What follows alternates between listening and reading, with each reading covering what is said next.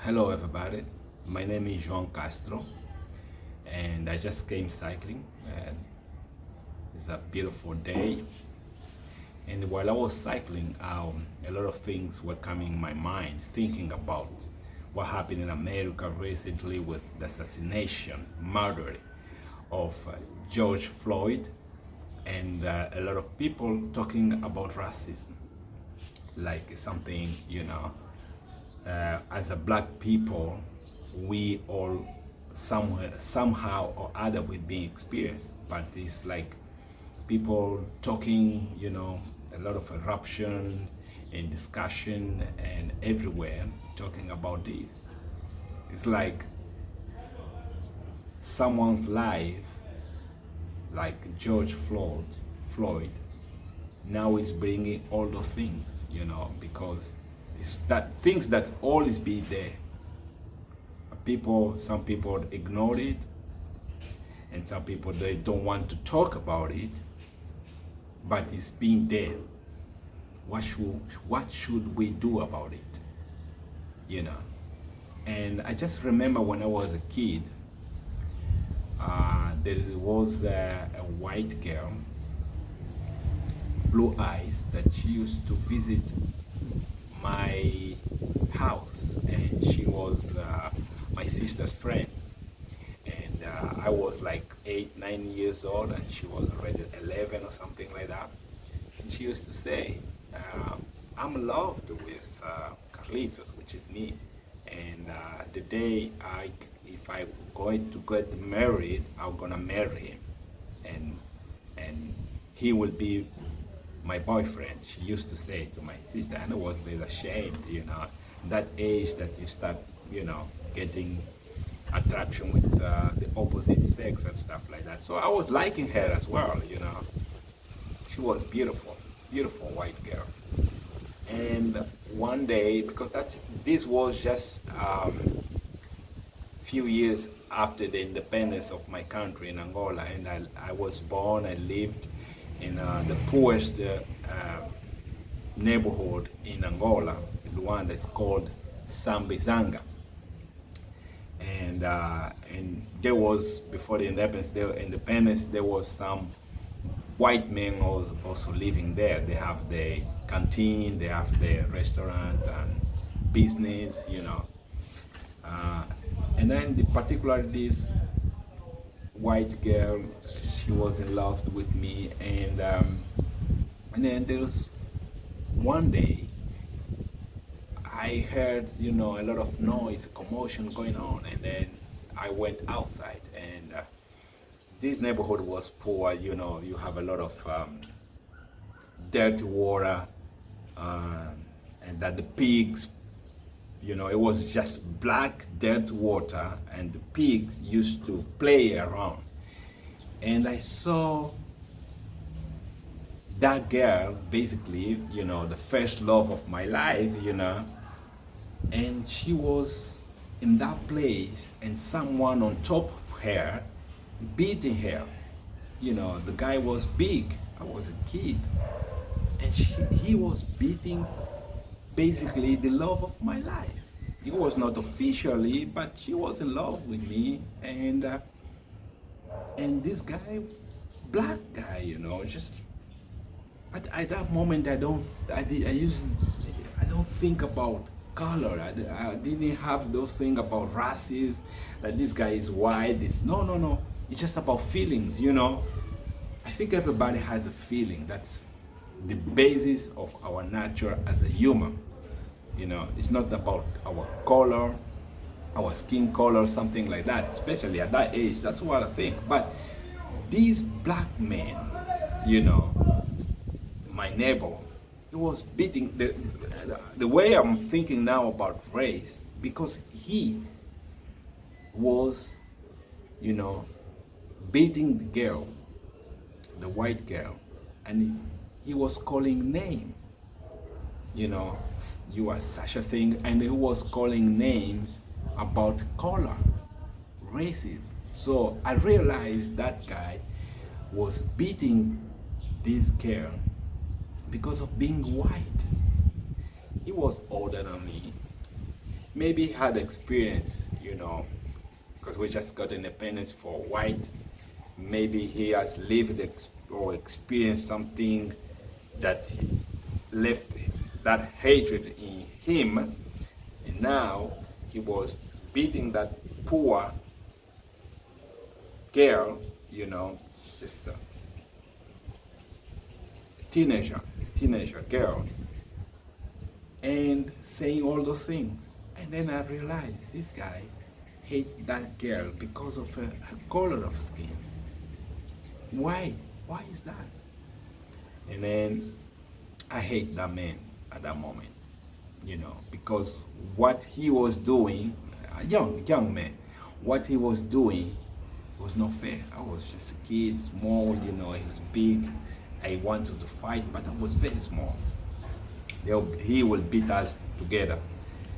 But I grown up hating that person because of what he did. And that girl, it's not because she was white from him, a point of view. It's someone that expressed the feeling towards me.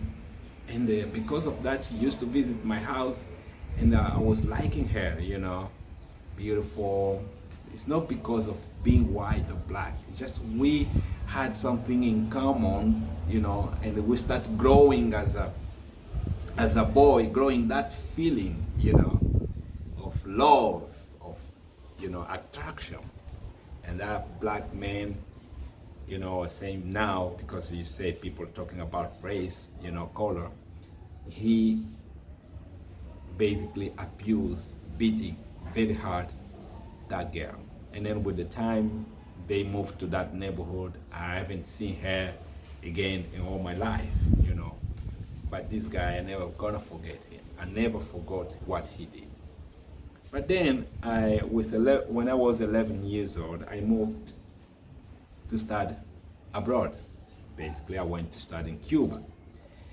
And when we arrived from different provinces, from Angola, different backgrounds, people speaking the dialects, and then people start having segregation because I'm from South, I'm from this province, those of you are from Luanda, the capital, so you cannot date a girl from, if you are from Rwanda, you cannot date a girl from Wambo, Malanji, all those things. So as we're kids. And then we came with those things, and we used to fight each other because of small things, and what I understood is like things that we brought up, the way we were educated, the way we are brought up. So we have those differences. We used to fight for, because our province, because all of that happened, but we lived together. So many things, as the years passed by, after 3, 4, 5 years, everybody forgot about our difference. We are just like one. We get along each other even up to date. I'm talking about 30 something years ago.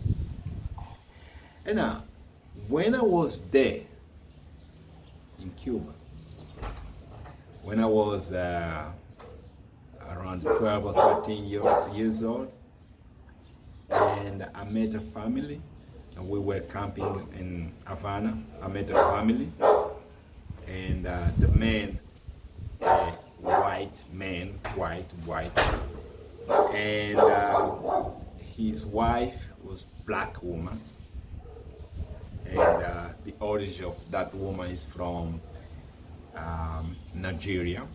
Is forefathers has passed. Her family, background family from Nigeria, and she was black, or she's black. And while we are living there, this family took me as a son.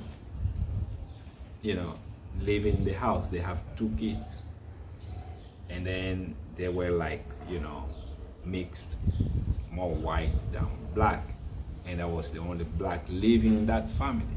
And then my father, my adopted father,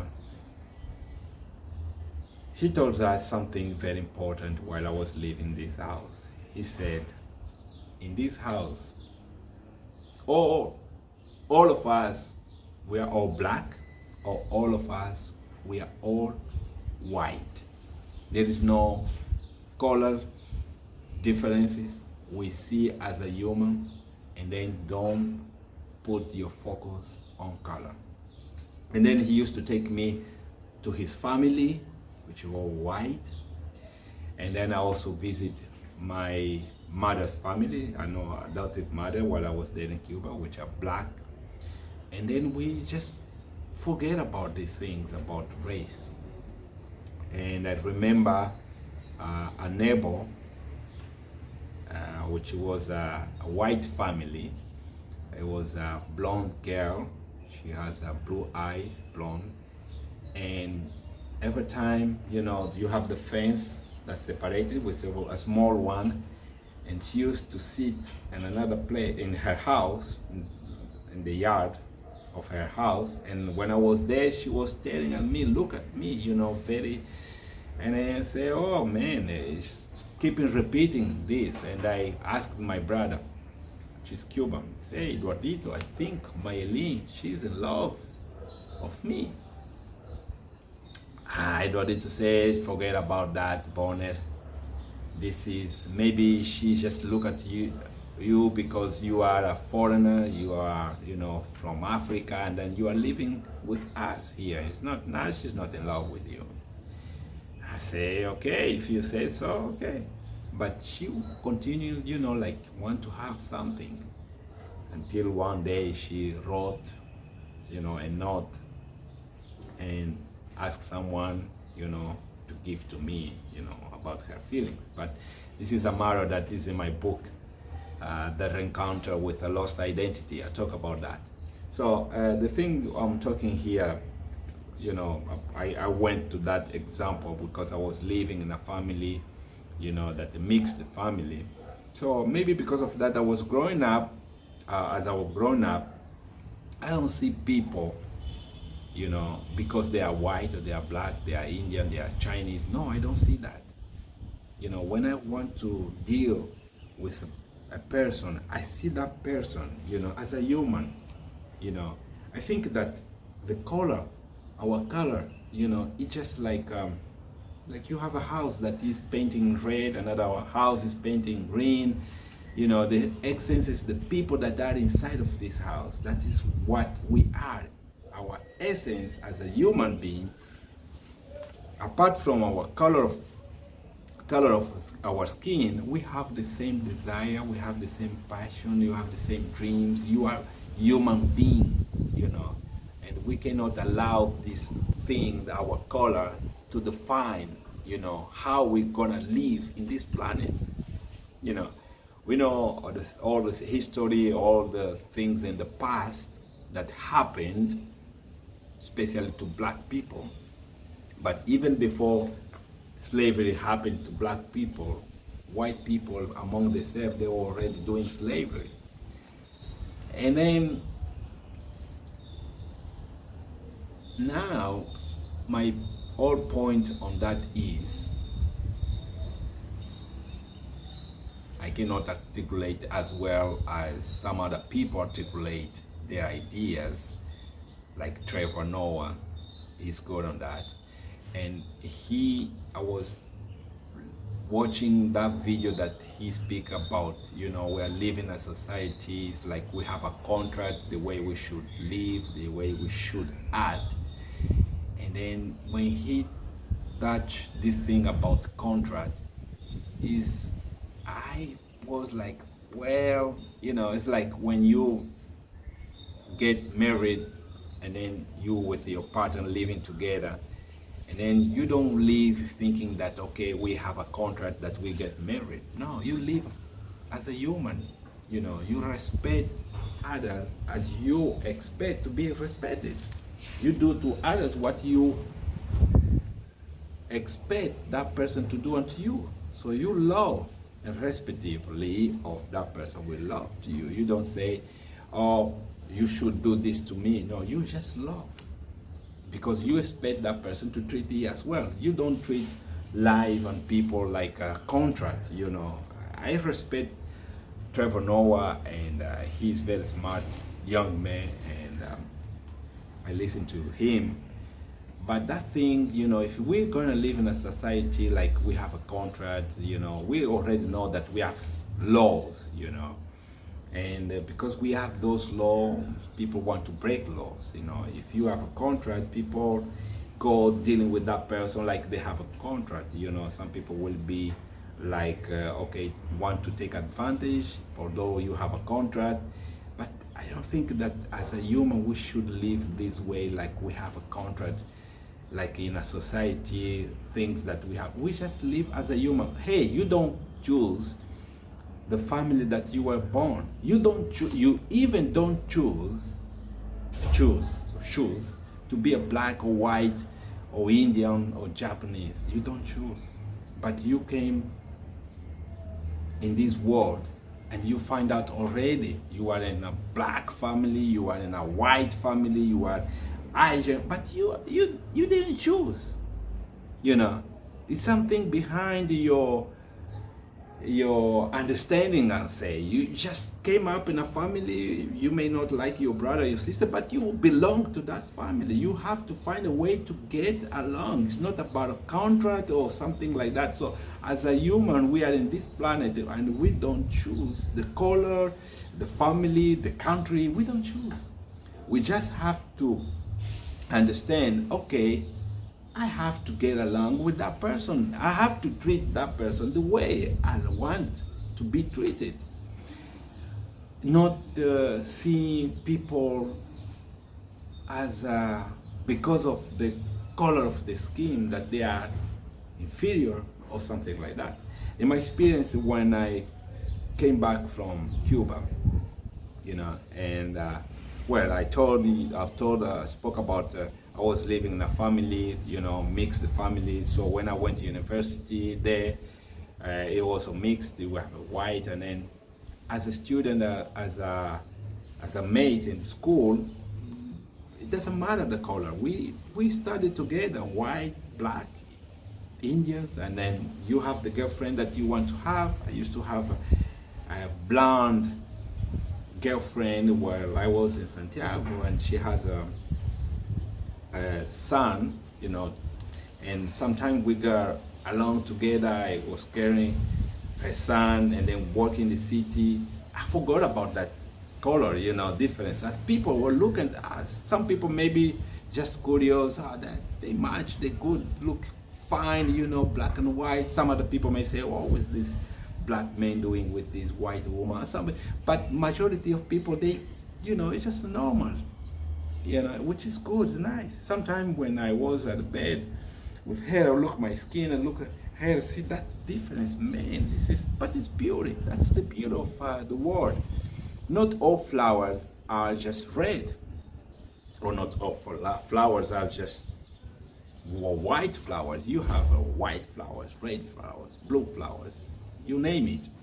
You know, and then that's the beauty of our existence. We should not see people and judge the people because of the color of the skin. And my experience after I finished my study, I came in my country, you know, after 14 years living abroad, and I just came for vacation once after I think 9 or 10 years. I came for the first time to see my people. Then after 4 years I came.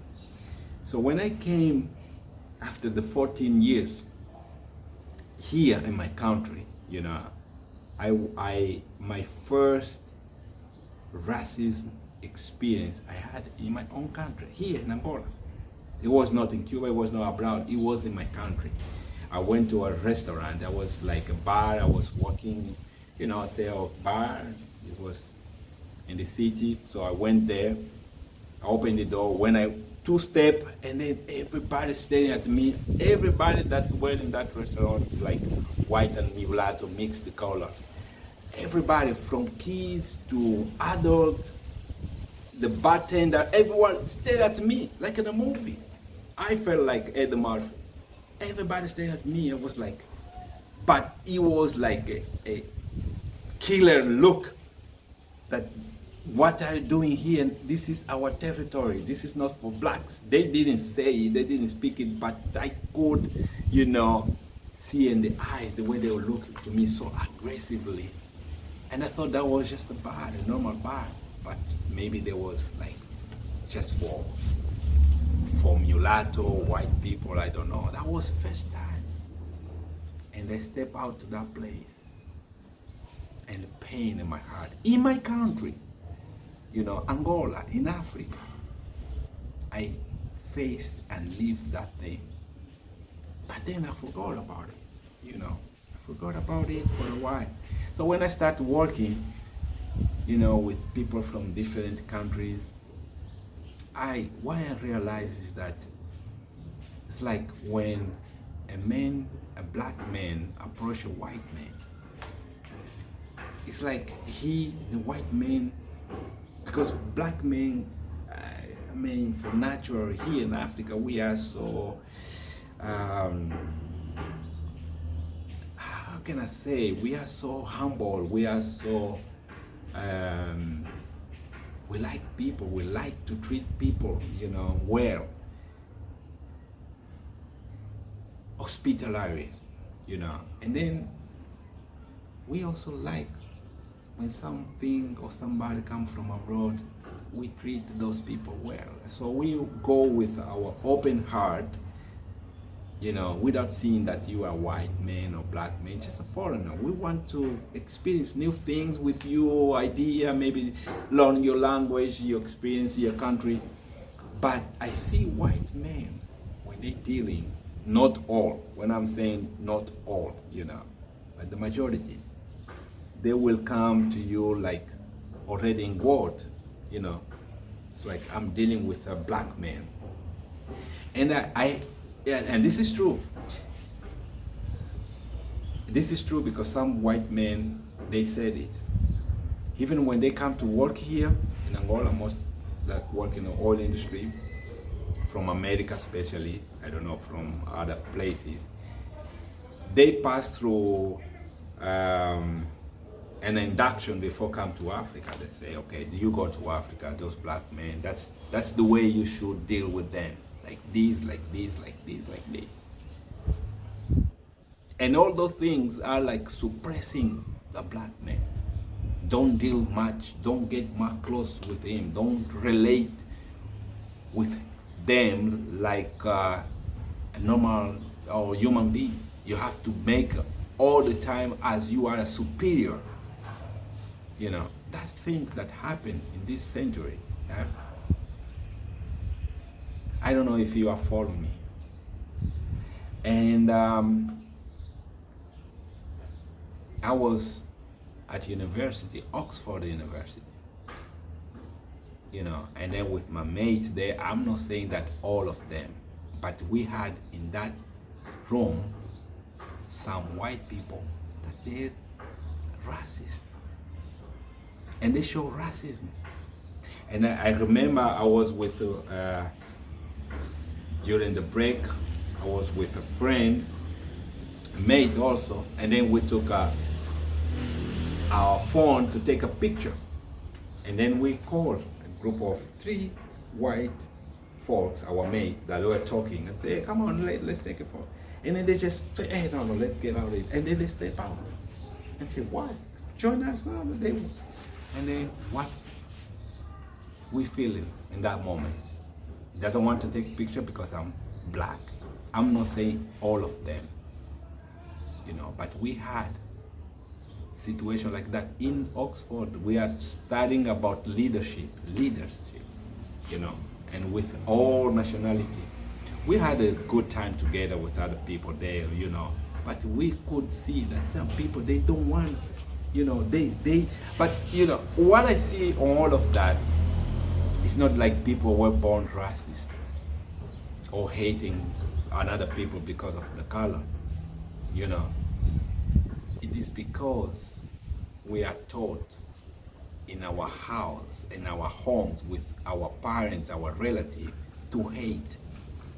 It not come to, like, we're going to, no. we are told that this one, you should not treat this one because it's black. And then even sometimes, without even you tell your kids, the way you will treat, he will come. Then he say, oh, that's the way it should be. That's the way we should treat them as inferior. You know, it's not like they were born racist, no.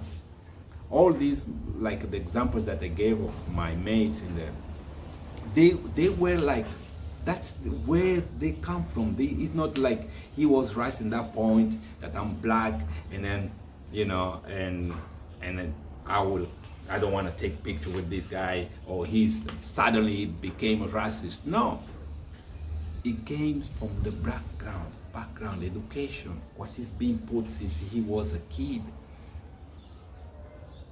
and his family, the way he was grown up in the neighborhood. You know, it's not like he was born a racist. Put two babies or even toddlers there, you know, different colors, they will play each other. There's nothing like that, you know, and I've seen this. So what is my conclusion on all this? To fight this thing of racist, one thing, we should talk about it. We should talk about it. For the people grown up to understand, because you can be a scientist, an engineer, a doctor, but you're still racist because you are white men.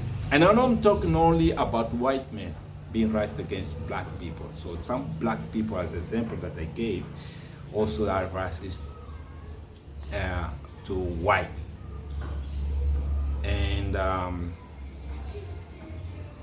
think it all come up because I said it's not about our color, but it's about our heart. Because you don't like to treat other the way you don't want to be treated, you know.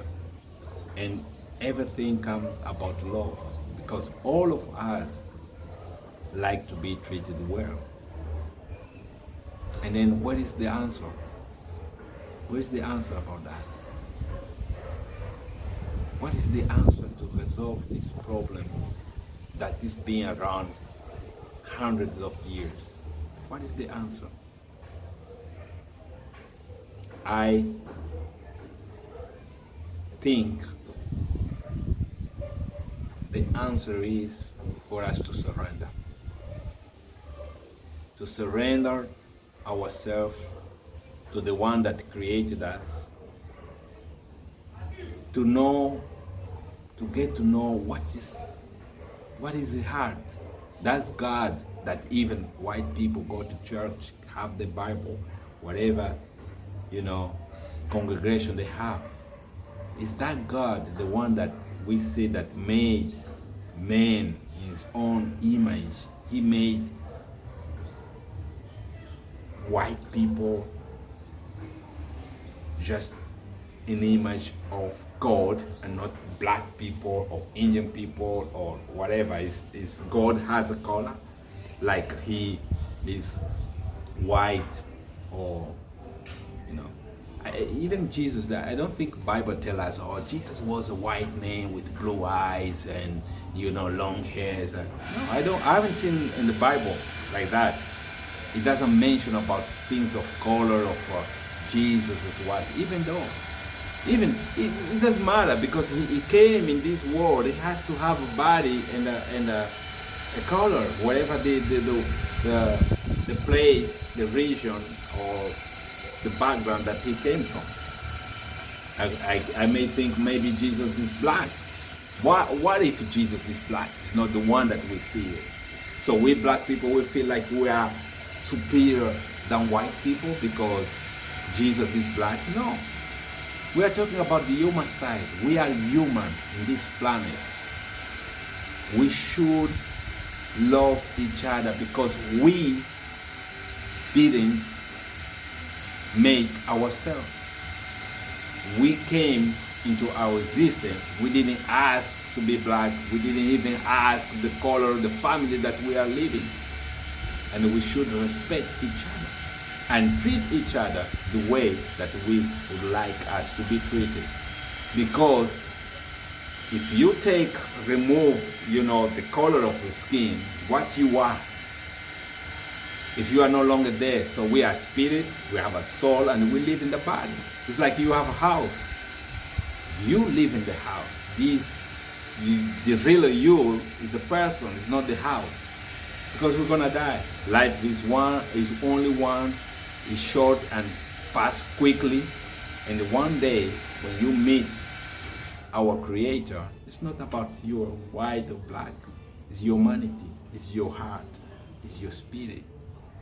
Because the same feelings and the same soul that we all have, even a blind man that has never seen the color of people, he has the same feeling, the same humanity. And I hope this reflection helps someone to be more human and stop being racist, And I've passed racism, which I found out very, the most stupid thing in this world. It's not even childish thing, because children, they are not racist unless they are being told to be racist. There's no name on that. So I hope people think about it and try to look introspectively as a human being. Would I be if I was black? Because you didn't choose. You would have the same feeling, you have the same being, blood, red, everything, as a human, just the color. And you think about it, if I was black, I would like to be treated like this. Or you can think, if I was white, I would treat people, black people like white people treat. So that's just for thought. I hope I could get to a point that you realize that it doesn't matter the color of our skin. We are just human. And God bless you.